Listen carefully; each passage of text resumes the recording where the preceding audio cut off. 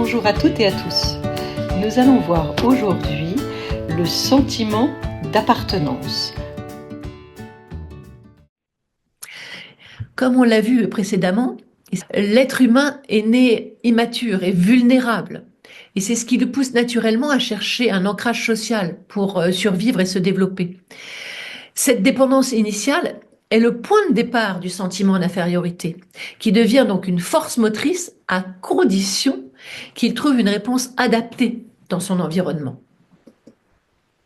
Regardez comme c'est mignon. Dès les premiers liens d'attachement, le bébé apprend à se situer.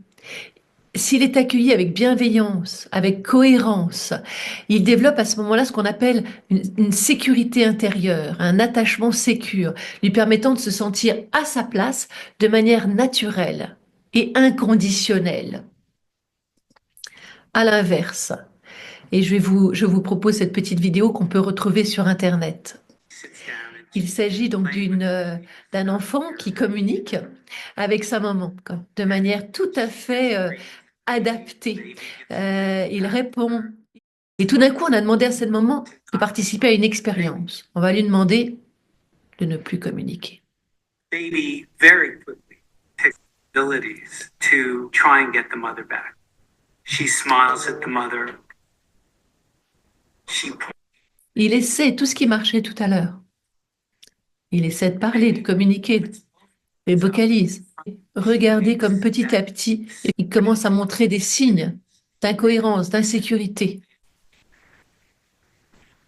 They react with negative emotions. They turn away.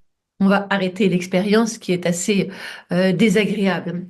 Donc tout ça pour vous dire en quelques secondes, vous voyez, ça se passe très très rapidement et c'est une maman qui communiquait de manière très attentive et très adaptée avec son enfant. On a un enfant qui va montrer des signes de chaotiques, des signes de difficulté.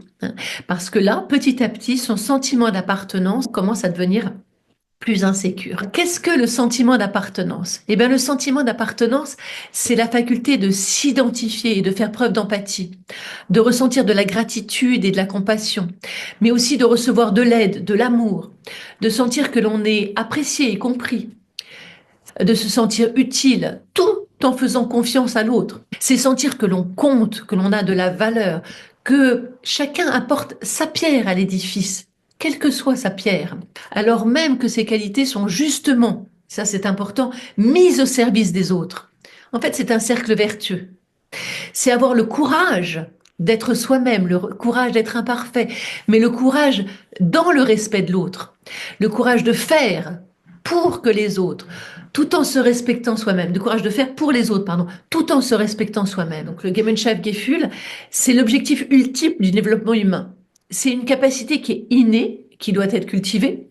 C'est une capacité qui permet d'échapper au rapport de force infériorité et supériorité. Et c'est un sentiment qui favorise le respect, la coopération et la solidarité. Le Gemeinschaftgefühl, c'est une faculté, comme on l'a dit, qui est biologiquement enracinée dans la psyché, à l'état potentiel, embryonnaire. Vouloir appartenir est un instinct inné, on l'a vu avec ce petit enfant qui a un besoin vital d'appartenir.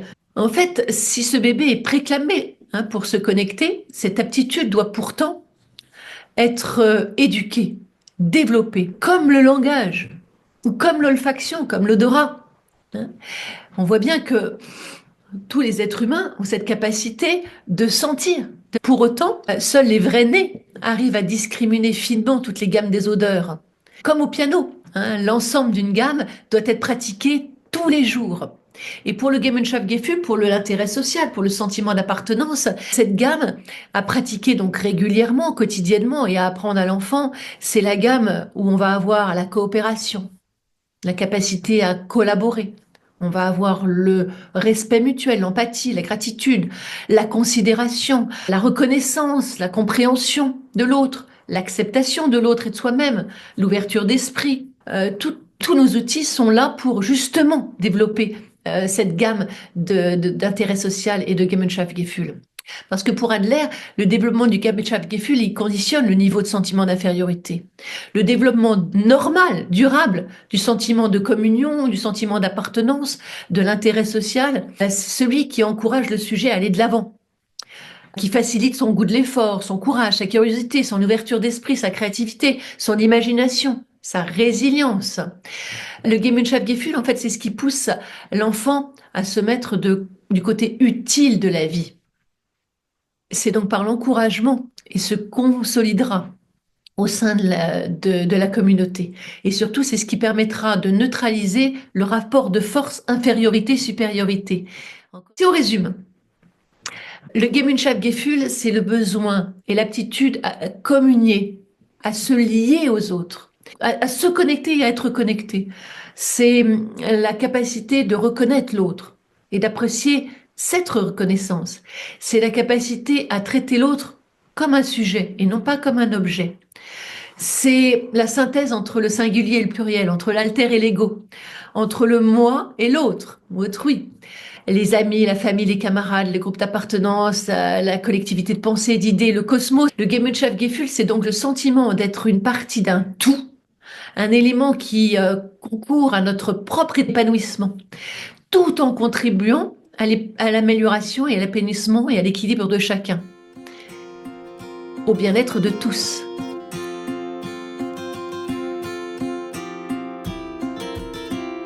Merci à tous.